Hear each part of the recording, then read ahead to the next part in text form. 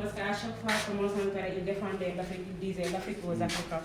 C'est lui qui nous a fait comprendre qu'est-ce que c'est que l'impérialisme en disant que l'impérialisme n'est rien d'autre que les grains de riz qui tombent quand vous mangez.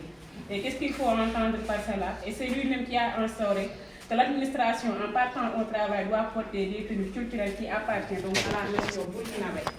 C'est lui qui a fait de telle sorte qu'aujourd'hui, au Burkina, on ne parle pas de Burkinabé et de Burkinabés. Exemple, au Sénégal, quand on veut faire une différenciation entre une fille et un garçon, on dit peut-être celle-là elle est sénégalaise, celui-là c'est un Sénégalais. Lui il dit que ici c'est le pays des hommes intègres. On ne parle pas de femmes, on ne parle pas de... Quand on parle de Burkina, c'est le Burkina tout entier, Burkina avec un grand B. Raison pour laquelle il n'y a pas de Burkinabé et de Burkinabés dont Senghor voulait faire la correction en disant Burkinabés, et lui il a rectifié en disant on ne dit pas Burkinabés, mais c'est Burkinabés pour faire l'ensemble et l'unité. Et en son temps aussi, en fait, ça a prouvé que Mitterrand fut le président de la France. En même temps, Senghor aussi était le président du Sénégal. À un moment donné, il est parti, Abdou Diouf a pris les rênes.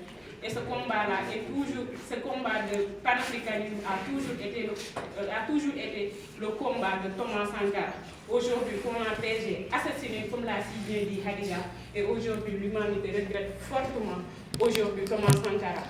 Parce que lui, il a incarné, parce qu'en fait, autant il ne s'est pas trouvé avec les Cheikh Anta et les Kwame Nkrumah, mais il a su faire, de par ses écrits, les écrits de Cheikh Anta et autres, de Kwame Nkrumah, de Yolé Soyinka et tous les autres écrivains panafricains. Donc, Thomas Sankara a su prendre tous ces écritures et les mettre en œuvre. C'est pourquoi aujourd'hui, quand vous partez au Burkina, ils consomment local. Nous, au Sénégal, dès que le port a un problème, on ne va plus manger parce que le riz que nous consommons vient de Thaïlande, de Vietnam et d'autres.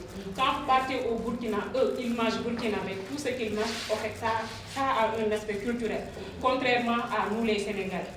Aujourd'hui, quand tu poses la question qui est Thomas Sankara, on est tellement fiers de répondre à cette question-là parce que c'est l'un des figures emblématiques que le monde panafricanisme n'arrête pas de crier haut les mains en criant aujourd'hui Thomas Sankara, c'est un Africain, c'est un panafricain, c'est un africaniste qui n'a jamais ignoré ses origines. Il savait d'où il venait et d'où il partait.